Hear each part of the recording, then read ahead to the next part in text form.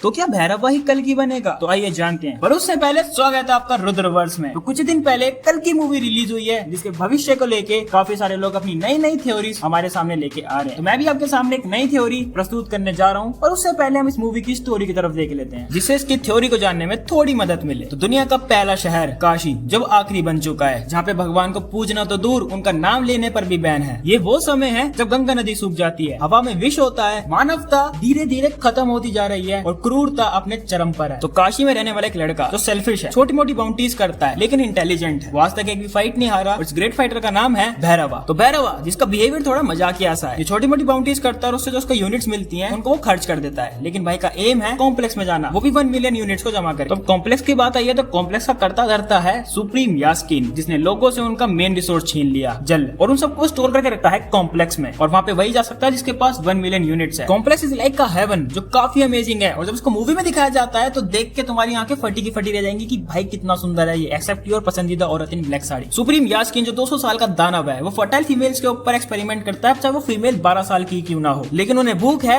एक सीरम की। और ये सीरम क्या काम करता है वो वीडियो में आगे पता चलेगा। इन्हीं फर्टाइल फीमेल्स के बीच में एक कैरेक्टर है जिसका नाम है समेटी, जिसका रोल प्ले कर रही है दीपिका पादुकोण जी, जो 5 मंथ प्रेग्नेंट है। और उस टाइम में एक बहुत बड़ी बात, तो समेटी जिनको सुमति के नाम से जाना गया इस मूवी में, वो अपने बेबी के साथ इमोशनली अटैच हो जाती है और भागना चाहती है कॉम्प्लेक्स के बाहर, क्योंकि अगर कॉम्प्लेक्स में रहा तो जरूर उसका खात्मा होना। और वो सक्सेसफुल भी हो जाती हैं कॉम्प्लेक्स से बाहर निकलने में, वो भी रेबल्स की मदद से।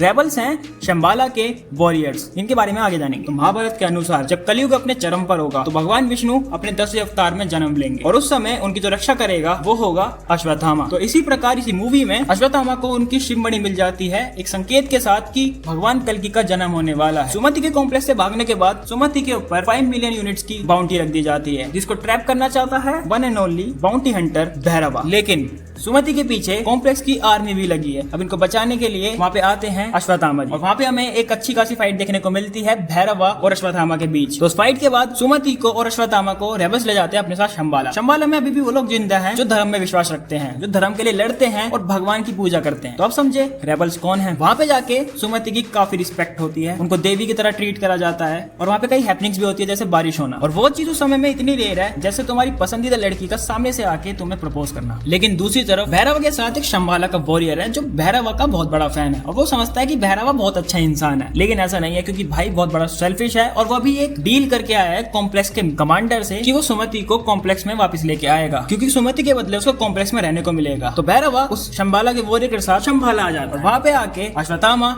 और भैरवा के बीच में दोबारा हमें फाइट देखने को मिलती है। लेकिन इस बार भैरवा अच्छी तरीके से प्रिपरेशन करके आता है, तो वो फाइट देखने में काफी मजा आता है। मतलब VFX और CGI का अच्छी तरीके से यूज करा गया है। कुछ भी चीज ऐसा नहीं लगता देख के कि क्या यार कार्टून बना दिया, नहीं, बल्कि अच्छा लगता है, इंप्रेसिव लगता है। उन दोनों की फाइट के दौरान शंबाला पर कॉम्प्लेक्स की आर्मी अटैक कर देती है, और वहाँ पे हमें एक बहुत बड़ा फाइट सीक्वेंस देखने को मिलता है। लेकिन मजा तब आता है जब एक ट्विस्ट आता है। पूरी मूवी में अश्वत्थामा के हाथ में हमें एक छड़ी देखने को मिलती है। वो एक ऑर्डिनरी छड़ी नहीं है, वो एक समय पे अस्त्र हुआ करता था। महाभारत के अनुसार परशुराम जी ने कर्ण को वो अस्त्र दिया था जिसका नाम है विजय धनुष, जिसको कर्ण 17वें दिन महाभारत के युद्ध में लेके उतरे। वो विजय धनुष जब कर्ण की मृत्यु हुई तो वो विजय धनुष भी उस समय मर गया, जो सिर्फ कर्ण के छूने से एक्टिवेट हुआ करता था। लेकिन जब उसे हमारा बाउंटी हंटर भैरवा पकड़ता है तो वो अस्त्र दोबारा से एक्टिवेट हो जाता है। लेकिन जब भैरवा उस विजय धनुष को अपने हाथ में लेता है तो कुछ समय के लिए पोजेस हो जाता है और भूल जाता है कि उसको कॉम्प्लेक्स के खिलाफ नहीं लड़ना था, बल्कि उनके साथ लड़ना था। लेकिन जब उसका असर खत्म हो जाता है तो सुमति को दोबारा से ट्रैप करके अपने साथ ले जाता है। यहाँ पर ये मूवी खत्म हो जाती है, लेकिन इसके मिड क्रेडिट सीन में ये दिखाया गया है कि सुप्रीम यास्कीन के पास वो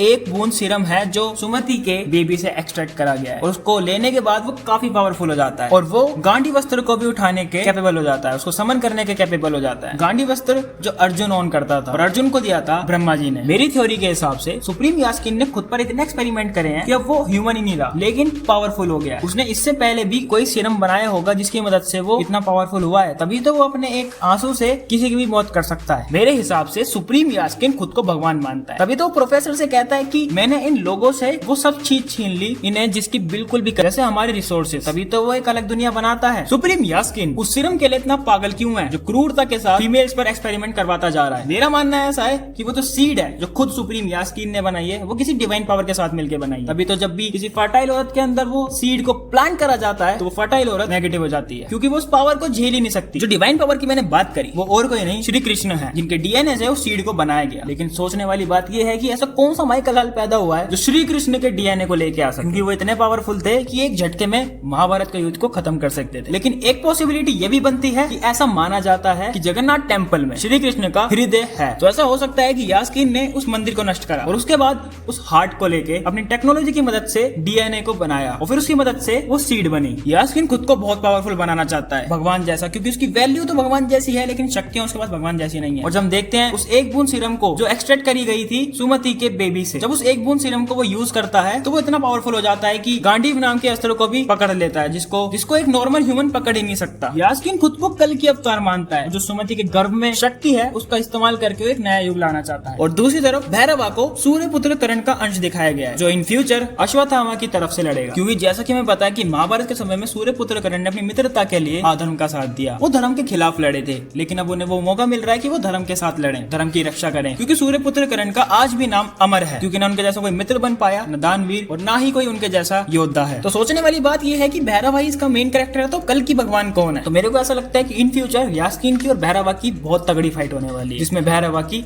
मौत भी हो सकती है। और भैरवा को जिंदा करने के लिए उस शक्ति की जरूरत पड़ेगी जो सुमति के गर्भ में है, और शक्ति का इस्तेमाल होने के बाद भैरवा ही कल की भगवान बन सकता है। तो भाई लोग, ये सिर्फ मेरी अजप्शन है, क्योंकि फैन थ्योरीज बनती हैं और समय के साथ साथ गलत भी साबित हो जाती है। लेकिन अगर इन्हें भैरवा को ही मेन कैरेक्टर बनाना है तो ऐसा भी हो सकता है। तो ये सिर्फ मेरी अजप्शन है। तो बाकी मैं आपसे जानना चाहता हूँ कि आपके क्या ओपिनियन है थ्योरी के लेके, कमेंट में जरूर शेयर करना। बाकी आज के लिए इतना ही, फिर मिलेंगे कोई नई वीडियो में। तब तक के लिए देखते रहें, हंसते रहें, मुस्कुराते रहें, खुश रहें और जुड़े रहें रुद्रवर्ष से।